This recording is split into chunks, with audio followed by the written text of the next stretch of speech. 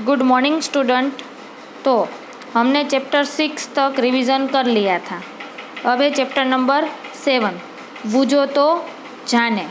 बूझो तो जाने, वो आपको पता है क्या है? पहेलियाँ है। क्या है? पहेलियाँ। आप सभी जानते हैं कि पहेलियाँ बच्चों को बहुत पसंद आती है। आपको पता है कि आपको पहेलियाँ होती है वो बहुत पसंद आती है। यहाँ पहेलियाँ देकर छात्रों की विचार शक्ति का विकास करने का प्रयत्न किया गया है। कि पहेलियाँ इसमें क्यों दी है आपके पढ़ने में? तो कि इसकी वजह से आपकी जो विचार शक्ति है उसका विकास हो सके, आप अपनी बुद्धि चलाए कि इसमें क्या आंसर आ सकता है, क्या हो सकता है। पहेलियाँ समस्या या प्रश्न के स्वरूप में होती है। अब पहेलियाँ कैसी होती है? तो या तो वो प्रश्न के स्वरूप में होती है और या तो कोई समस्या मतलब कि कोई प्रॉब्लम उसके स्वरूप में होती है। उन्हें समझना बुझाना बड़ा अच्छा लगता है। उसको हम समझे, उसको हम बुझाने की कोशिश करें तो इसलिए हमको बहुत अच्छा लगता है। ये पहेलियाँ हमारी विचार करने की शक्ति को बढ़ाती है। जब हम पहेलियाँ पढ़ते हैं तो उसका आंसर ढूंढने के लिए हम प्रयत्न करते हैं, तो इसीलिए जो हमारी विचार शक्ति है वो बढ़ती है, ज़्यादा होती है और ज्ञान में वृद्धि भी होती है, हमारा ज्ञान भी बढ़ता है। तो देखते हैं चलो कि मनोरंजन भी जीवन के लिए ज़रूरी है। हम रोज़ एक जैसा नहीं खाते, रोज़ हम एक ही सब्ज़ी खाते हैं। चलो आज गवार बनाई तो कल भी गवार, परसों भी गवार, चौथे दिन भी गवार, नहीं ना। हम बारी बारी एक एक सब्ज़ी बनाते हैं। आज गवार बनाए तो कल भिंडी बनाएंगे, परसों रिंगन बनाएंगे, उसके बाद बटेटा बनाएंगे, बराबर। तो हम सब्जियाँ भी सब अलग अलग पसंद करते हैं, एक सी सब्जियाँ डेली खाते नहीं हैं। तो वैसे ही पढ़ने में भी हम पूरे पाठ काव्य पढ़ लेते हैं तो उसके हमारा जीवन है वो बोरिंग लगता है थोड़ा सा। तो इसीलिए आपको यहाँ पहेलियाँ दी है क्योंकि आपको मनोरंजन हो सके।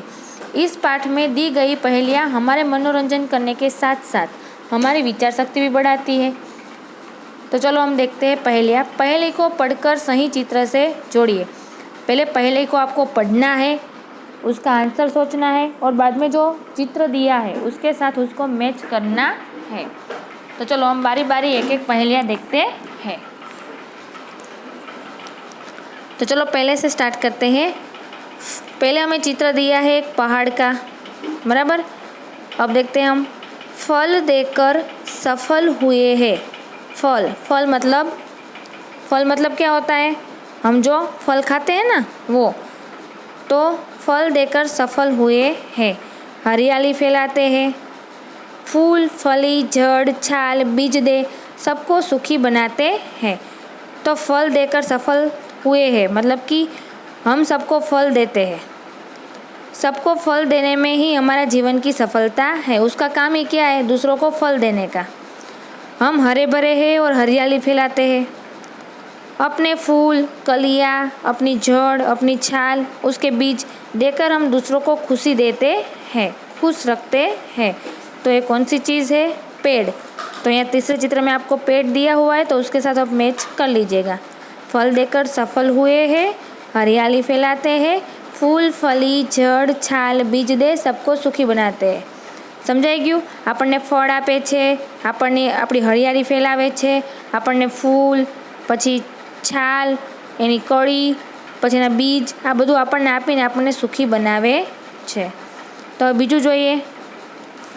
पत्थर का वन ऊंचा है मन, मतलब कि हमें आप पत्थरों का जंगल कह सकते हैं। આપણે એને શું કહી શકીએ? પથ્થરોનું જંગલ। उगते पेड़ घने सारे, हम बहुत ही पहले तो विशाल है, बड़े हैं, हम पर बहुत से पेड़ उगते हैं। हमारे पर क्या होता है? बहुत सारे पेड़ उगते हैं।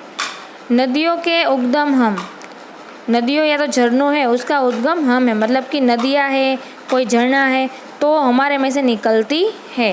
भूतल के रखवारे, અમે ધરતીની રક્ષા કરીએ છીએ। તો કોણ થયું? પથ્થરનું જંગલ, એના ઉપર ઘણા બધા વૃક્ષ ઉગે છે, નદી અને ઝરણાઓ એમાંથી વહે છે અને એ ધરતીની રક્ષા કરે છે। તો આવું શું થયું? पर्वत। क्या होता है? पर्वत। तो फर्स्ट चित्र के साथ हम मैच करेंगे। अब है तीसरा।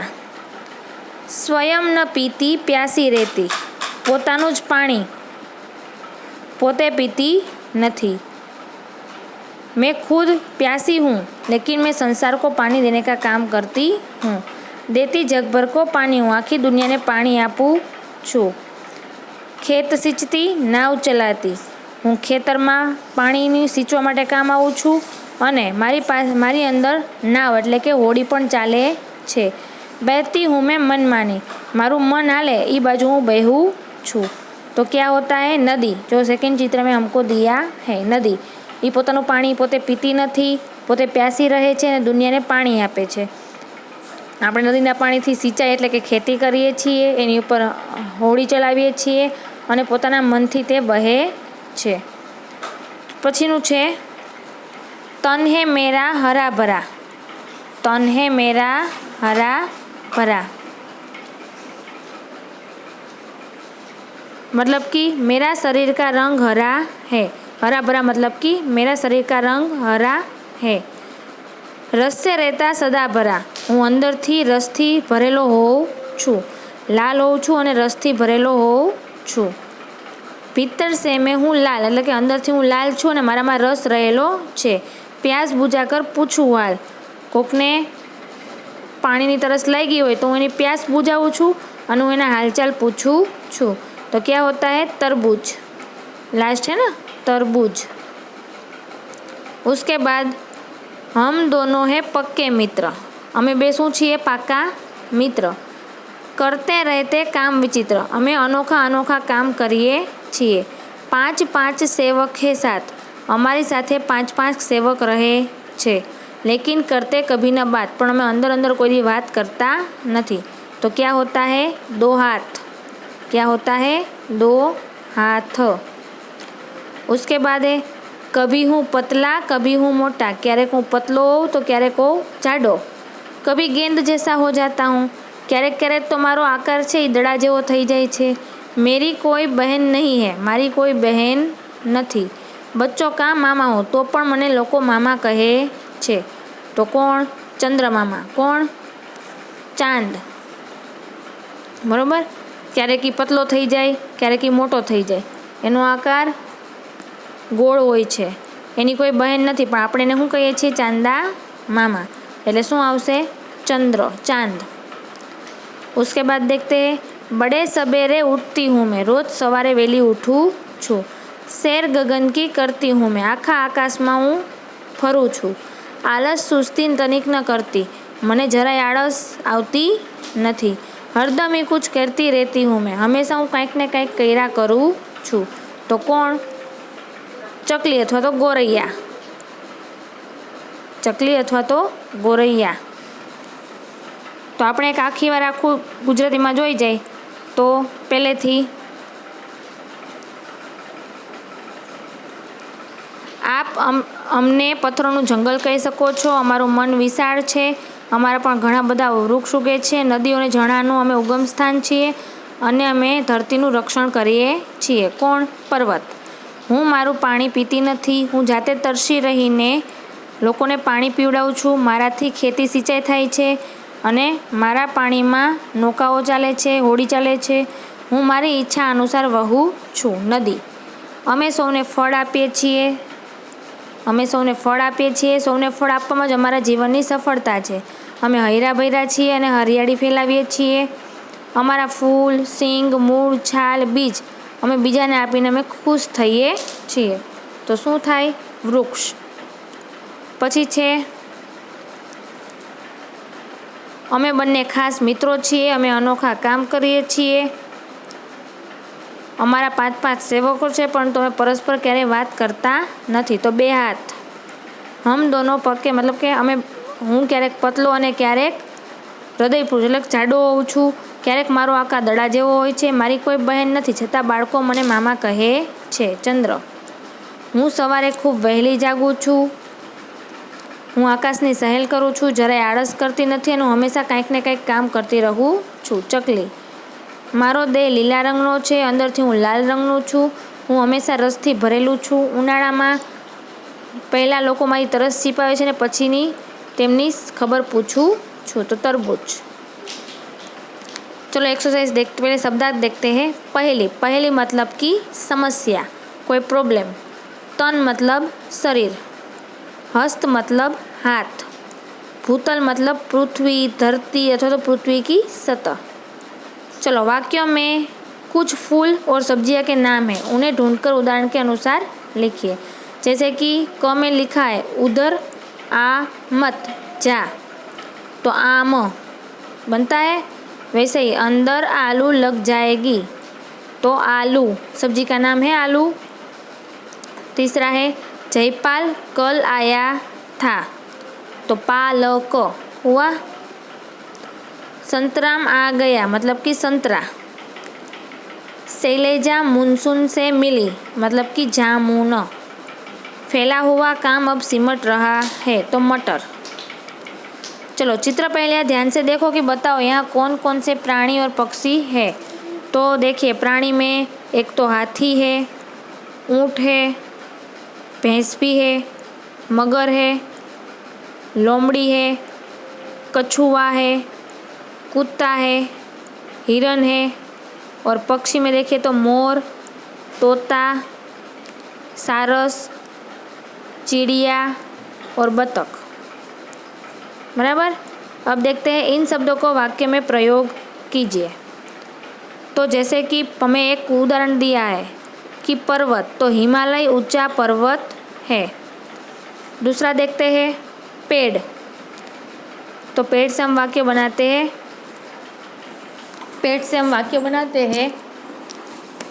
पेड़ हमें फल देते हैं।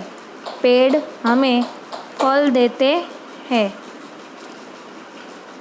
दूसरा है नदी, नदी का बनाते हैं गंगा पवित्र नदी है, गंगा पवित्र नदी है। तीसरा है आम, तो आम फलों का राजा है, आम फलों का राजा है। चौथा हाथ, खाने से पहले हाथ धोने चाहिए, खाने से पहले हाथ धोने चाहिए। पांचवा है मकान, तो यह नया मकान किसका है, यह नया मकान किसका है। उसके बाद एक खिलौना, तो माँ बच्चे के लिए खिलौना लाई, माँ बच्चों के लिए खिलौना लाई। चलो एक्सरसाइज 4, 8 अंतर बतलाओ, जल्दी दिखाओ अपनी अक्लमंदी। तो ये तो आपने कर लिया है ऑलरेडी और आपको इसमें मज़ा भी आएगा। चलो देखते हैं 5 नंबर का, पढ़कर कोष्टक में उचित शब्द लिखिए। तो पहला है किसी को जाने के लिए कहना, तो जा। जीवन और प्राण, तो जान। राजा जनक की पुत्री, तो जानकी। प्राणी पशु जीवधारी, तो जान, तो उसका मतलब होता है जीव सृष्टि। उसके बाद है नीचे दी गई वर्ग पहली में से सार्थक शब्द ढूंढकर लिखिए। तो उसमें मधु है, मामा है, बादल, उसके बाद सरल, सावन, तीर्थ, नदी, दल, वन और मद। ओके, अब देखते हैं स्वाध्याय। तो वर्ग पहली पढ़िए। तो पहला है बाएं से दाएं बाजू, नए ज़माने का मतलब और आजकल, नया ज़माने का आजकल का, तो क्या होता है आधुनिक, क्या होता है आधुनिक। दूसरा है लड़का बच्चा 3 अक्षर का, तो बालक। पांचवा है रात निशा, तो रजनी। उसके बाद है सांस प्राण जीवन शक्ति, तो उसका 2 अक्षर का क्या होगा दम। 9वां है हिंदी साहित्य का एक काल, हिंदी साहित्य का एक काल, तो उसका आंसर आएगा रीति काल, रीति काल।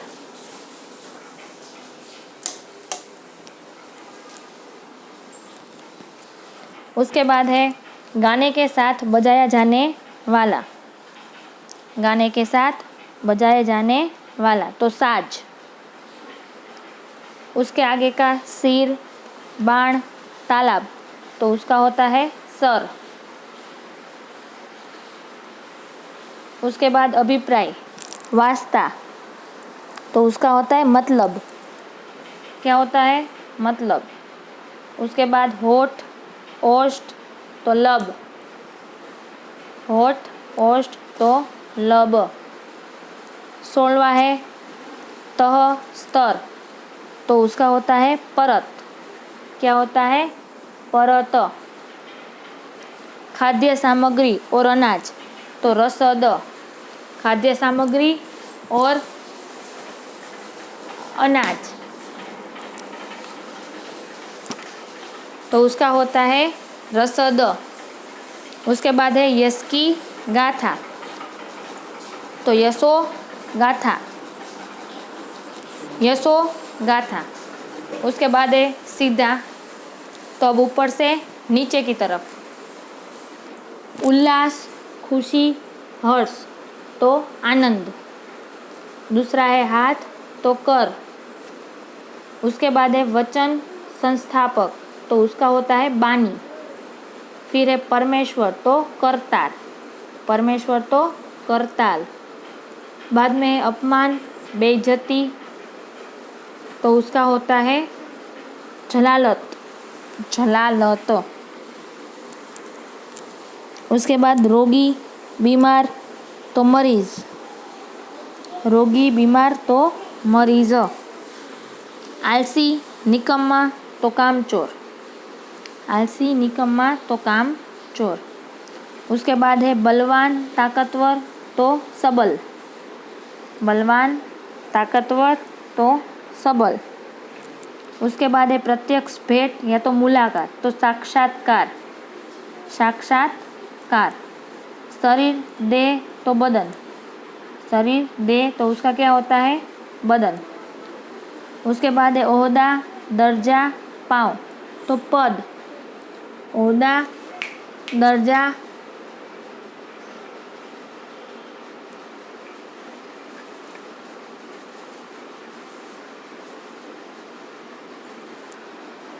तो उसका होता है पद। लास्ट में निश्चय, निर्णित, तो तय। निश्चित, निर्णय, तो तय। आगे देखते हैं सेकेंड, उचित स्थान पर विराम चिन्ह लगाइए।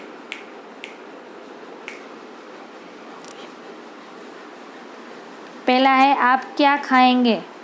आप क्या खाएंगे, तो क्वेश्चन मार्क लगेगा। दूसरे में माँ ने पूछा, नन्ही बेटी तुम कहाँ रह गई थी? तो माँ ने पूछा, बाद में कोमा, उसके बाद इन्वर्टेड कोमा, नन्ही बेटी तुम कहाँ रह गई थी, क्वेश्चन मार्क और इन्वर्टेड कोमा खत्म। तीसरा देखते हैं, छी कितना गंदा पानी है, तो छी के बाद 2 बिंदी आएगी और उसके बाद आएगा उद्गार चिन्ह। बाद में कितना गंदा पानी है, लास्ट में भी उद्गार चिन्ह। 2 बार उद्गार चिन्ह आएंगे। ख में मेरी पुस्तक का नाम रामायण है, तो सिर्फ मेरी पुस्तक का नाम, फिर रामायण में सिंगल इन्वर्टेड कोमा। रामायण में सिंगल इन्वर्टेड कोमा और लास्ट में फुल स्टॉप। वाह कितनी अच्छी किताब है, तो वाह के बाद उद्गार चिन्ह, कितनी अच्छी किताब है उसके बाद भी उद्गार चिन्ह। अब है समान तुक वाले शब्द बनाइए और लिखिए। जैसे कि खाना, तो भाना, गाना, नाना, गाना। दाना, तन का है तन, मन, धन, वन, फन। नानी, रानी, धानी, पानी, जानी। तो वैसे ही नंदन, वंदन, कंदन, मंजन। उसके बाद है डाल का बनाएंगे खाल, माल, भाल, लाल। उसके बाद माली, तो माली का बनाओ खाली, प्याली, गाली और काली। फिर है आपके घर में या आसपास कोई ना कोई पेड़ तो होगा, तो उसके बारे में कुछ वाक्य लिखिए। तो जैसे कि करना नहीं है लेकिन सिर्फ, तो मेरे घर के सामने बरगद का पेड़ है, उसकी जड़ें जमीन में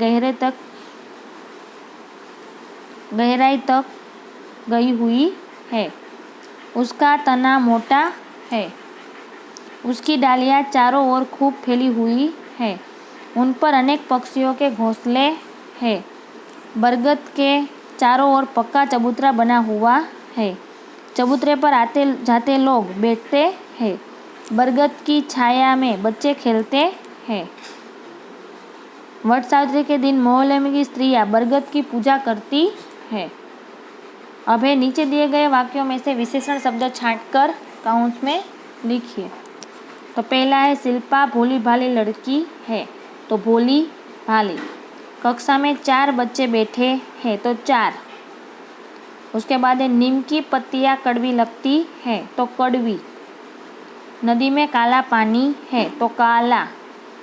चौथा, यह किताब मेरा भाई लाया, तो यह।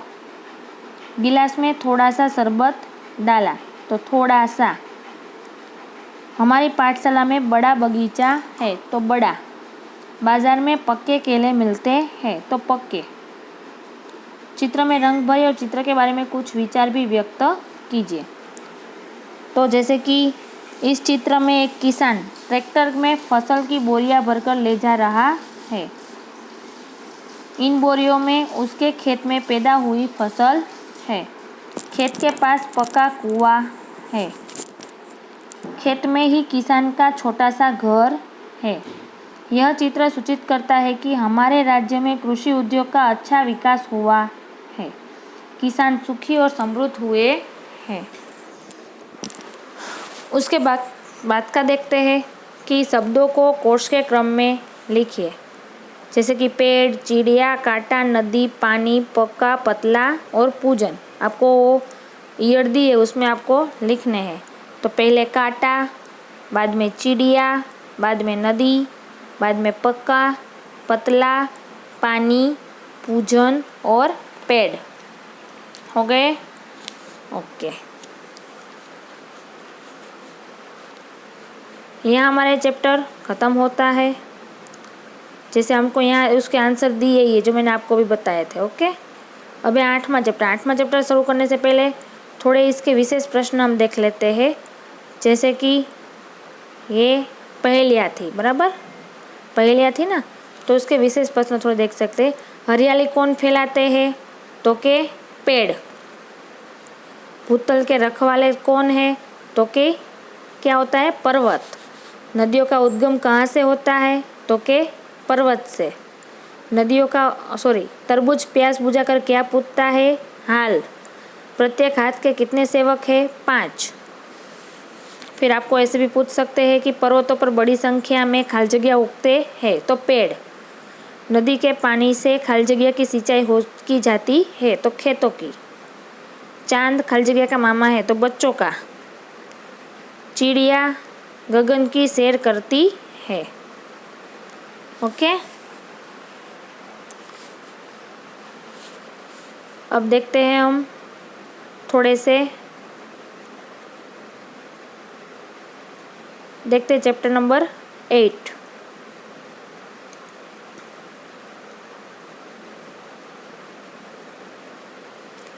राजा का हिस्सा। तो राजा का हिस्सा मतलब कि राजा का भाग। तो इस कहानी में एक प्रजावत्सल राजा का वर्णन है। एक राजा था, वो कैसा था? प्रजावत्सल, मतलब अपने प्रजा के बारे में सोचता था। राजा प्रजा की कठिनाइयों में हमेशा उसकी मदद के लिए तत्पर रहते हैं। राजा थे, वो अपनी प्रजा की जो भी कठिनाइयाँ थी उसके लिए वो हमेशा मदद के लिए हमेशा तैयार रहते थे। राजा भोज बड़े प्रजावत्सल थे। राजा भोज હતા એ બહુ જ પ્રજાનું રાખતા હતા। वे स्वयं राज्य में घूम कर प्रजा की कठिनाइयों को देखा करते थे। પોતે खुद राजा હતા, છતાં પણ રાજ્યમાં બધી જગ્યાએ ફરીને લોકોની જે મુશ્કેલી હતી એને જોતા હતા और उन्हें यथासंभव दूर किया करते थे અને એને જોઈએ ત્યાં સુધીની મદદ કરીને એની મુશ્કેલી હોય એને दूर करवानो प्रयत्न करता હતા। अब एक दिन राजा अपनी रानी के साथ रथ पर सवार होकर राज्य का भ्रमण कर रहे थे। अब एक दिवस राजा पोतानी रानी साथे रथ पर बेसीने आखा राज्यનું भ्रमण કરી રહ્યા હતા, એટલે કે ફરી રહ્યા હતા। वे राजधानी से बहुत दूर निकल गए। पोतानी राजधानी હતી ત્યાંથી બહુ दूर चल्या गया હતા। उन्होंने देखा कि एक खेत में एक किसान हल जोत रहा है। એણે જોયું કે એક ખેતર હતું અને એમાં એક કિસાન છે એ ખેતી કરી રહ્યો હતો। अगर उसके हल में एक ही बैल है, दूसरे बैल के स्थान पर उसकी स्त्री हल खींच रही है, પણ એને નવાઈ હું કામ લાગી? કારણ કે હલ હતું પણ એમાં એક જ બેલ હતો, એક જ બળદ હતો. બીજી બાજુ જે બળદ હોય એની બદલે એની જે પત્ની હતી એ હલ ખેંચી રહી હતી. अब राजा भोज ने रथ रोका और किसान के पास जाकर कहा. राजा भोजे શું કર્યું? તો કે રથ ઊભો રાખ્યો અને કિસાનની પાસે ગયો. ભલે આદમી, तुम यह क्या अत्याचार कर रहे हो? આ તો શું પાપ કરે છે? ભલા કहीं સ્ત્રી को भी हल में જોતા जाता है? હવે ક્યાંય પોતાની સ્ત્રીને ક્યાંય હલ ચડાવવામાં રાખી શકાય? મેરા એક બેલ મર ગયા હે. ઓલા ખેડૂતે શું જવાબ આપ્યો કે મારો એક બળદ છે એ મરી ગયો છે. दूसरा बैल खरीदने के लिए मेरे पास धन नहीं है. बीजो बळद खरीदवा माटे मारी पासे पैसा नहीं. अगर खेत न जोता तो मैं खाऊंगा क्या? हवे हूँ खेतर न करूँ तो हूँ खाऊँ शू? कहकर किसान पुनः अपने कार्य में लग गया. एटलू कहीने खेतर में पाछो किसान काम करवा लाग्यो. उसे क्या पता था कि उससे बात करने वाला कौन है? एने खबर न थी कि मारी सामे जे बात करे छे ई कौन छे. राजा ने कहा, अरे भाई जरा तो सुनो तो. राजा ने શું કીધું? ભાઈ મારી વાત તો સાંભળ. जो कहना है मेरे साथ चलते चलते कहो, मेरा काम क्यों रोकते हो? किसान ने कहा. કિસાને શું કીધું કે ભાઈ તારે મને ઊભો નથી રાખવાનો, તારે કંઈ વાત કરવી હોય તો મારી સાથે ચાલતા ચાલતા તું મારી સાથે વાત કર. राजा भोज उसके साथ चलने लगे. राजा भोज હતા એ શું કરવા માંડ્યા? એ કિસાનની હારે હારે ચાલવા લાગ્યા. अपने काम के प्रति किसान की लगन देखकर राजा भोज बहुत प्रभावित हुए. હવે એનું કામ જોઈને, કિસાનનું કામ જોઈને રાજા ભોજ હતા એ બહુ खुश થયા. वह बोले, भले आदमी, इस प्रकार तो तुम्हारी पत्नी थक जाएंगी और थकावट की वजह से वो कोई दूसरा कार्य भी नहीं कर सकेंगी. जो तू આવી રીતે કરીશ તો તારી પત્ની છે એ થાકી જશે અને બીજું કોઈ કામ કરી શકશે નહીં. કિસાન બોલા, તો फिर तुम ही बताओ मैं क्या करूँ? तो किसाने શું કીધું કે તો તું જ બતાવ કે હું શું કરું? तो राजा ने कहा, तू मेरे साथ चलो, तू मेरी साथे चाल. मैं अपना एक बैल तुम्हें दे देता हूँ. मारो एक बળદ છે એ હું તને આપી દઉં છું. मगर इतनी देर में मुझे काम रोकना पड़ेगा. तुम ही बैल ला दो. હવે તું જેટલી વાર હું બળદ લેવા તારી પાસે આવું એટલી વાર તમારે મારું કામ ખોટી થાય. તો એમ કહે તું જ મને બળદ લાવી દે ને. કિસાનને એવી રીતના કીધું રાજાને. अच्छा ऐसा करो, तुम अपनी पत्नी को रथ के पास भेज दो, वह मेरी पत्नी से बैल ले आएंगी. અરે સારું એમ કરી કે તું તારી પત્ની છે ને એને મારા રથ પાસે મોકલી દે અને તારી પત્નીને કહે કે મારા પત્ની પાસેથી બેલ લઈ આવે. તબ તક મેં તુમારે હલ મેં જૂતूंगा. ત્યાં લગી તારા હળમાં ખેંચવામાં હું તારી મદદ કરીશ. તારી પત્નીની જગ્યાએ હું ખેંચીશ. રાજાએ કીધું. કિસાન इस बात पर राजी हो गया. हाँ કાંઈ વાંધો નહીં, ચાલ. રાજા ભોજ હલ મેં જૂત ગયે. હવે એની પત્ની જ્યાં હતી ત્યાં પોતે લાગી ગયા. और किसान की पत्नी रथ के पास चली गई. અને કિસાનની પત્ની હતી ક્યાં ગઈ? રથની પાસે. उसने रानी को सारी बात बता दी. ने रानी ने बधी बात कीधी. रानी ने पूरी बात सुनकर कहा, तुम्हारे बैल तो कमजोर होगा. તમારી પાસે જે એક બળદ છે એ તો કેવું હશે? કમજોર હશે. वह हमारे बैल का साथ नहीं दे सकेगा. અમારું બેલ તો આમ જાડું પાડું હતું તો અમારા બેલ સાથે ચાલી શકશે નહીં. इसलिए तुम दोनों ही बैल ले जाओ. તું અમારા બે બેલ લઈ જા. किसान की पत्नी दोनों बैल लेकर खेत पर पहुंची. किसाननी पत्नी હતી બે बैल ने લઈને ખેતરમાં પહોંચી गई. किसान बहुत प्रसन्न हो गया. किसान तो बहुत खुश થઈ ગયો. राजा भोज ने कहा, अगर कभी कोई दिक्कत हो तो मेरे पास आना. राजा भोजे છેલ્લેને શું કીધું કે તારે કોઈ પણ પરેશાની થાય तो तू મારી પાસે આવજે. कहकर राजा भोज ने उसे अपना परिचय दिया. પછી राजा भोजे ने કીધું કે હું રાજા છું. तो किसान बहुत शर्मिंदा हुआ. એને બહુ શરમ આવી કે મેં આ શું કર્યું. उसने राजा के बार बार क्षमा मांगी ने माफ़ी मांगी. राजा मने माफ़ कर दो, राजा मने माफ़ कर दो. राजा प्रसन्न होकर वापस चले दिए. ये तो पाछा वया गया. उस बार उस किसान के खेत में बहुत अच्छी फसल हुई और इस वर्षे किसान खेत में बहुत सारी फसल थी. उसके आश्चर्य का ठिकाना न रहा. ये तो बहुत खुश थी गयो जब उसने देखा कि खेत में जितने हिस्से में राजा भोज ने जोता था उसमें तो मोती उगे थे. હવે જેટલામાં રાજા ભોજ એની પત્ની હતી એ જ્યારે બળદ લેવા ગઈ હતી ત્યારે રાજા ભોજે એ બેલ ખેંચ્યું હતું એટલામાં તો મોતી ઉગ્યા હતા. और बाकी के हिस्से में उम्दा किस्म के गेहूँ उगे थे. सारा किस्मना घઉં उगा હતા. किसान तो बहुत प्रसन्न हुआ. किसान ने सारी मोती इकट्ठे किए और राजा भोज के पास जा पहुँचा. કિસાને શું કર્યું? જેટલા મોતી હતા એ બધા લઈ લીધા અને રાજા ભોજ પાસે ગયો. उसने सारे मोती राजा भोज के चरणों में रख दिए। एने जेटला मोती हता ए बधाय मोती राजा भोजना चरणों में राखी दीधा। राजा को सारा किस्सा कह सुनाया। राजा ने बधी बात कही कि तमे जेटलामां जोईतुं हतुं खेतर एटलामां तो मारे मोती उग्या छे। राजा ने कहा, ये मोती तुम्हारे खेत में उगे हैं तो इन पर तुम्हारा हक है। तारा खेतर में मोती उग्या छे तो एना पर तारो हक छे। इन्हें तुम्हें अपने अधिकार में रखो, तू तारी पासे राख। नहीं महाराज, ये आपके परिश्रम का प्रताप है। तमे जे मेहनत करी एना प्रतापे मोती उग्या छे, इसलिए मैं इन्हें नहीं ले जाऊंगा। एटला माटे हूँ आने राखीश नहीं। मेरी प्रार्थना है कि आप इन्हें राजकोष में जमा कर ले और गरीबों की भलाई के लिए काम में ले ले। जे गरीब लोगों की तमे भलाई करो छो एना माटे आ काम में लई लेजो। किसान ने राजा से प्रार्थना की। किसान की बात सुनकर राजा बहुत प्रसन्न हुए। उन्होंने मोती स्वीकार कर लिए। क्लियर? तो अब इसके शब्दार्थ और अभ्यास है वो हम नेक्स्ट लेक्चर में देखेंगे। इसमें आपको कोई प्रॉब्लम हो तो आप लेक्चर ख़त्म होने के बाद पूछ सकते हो। Okay, thank you.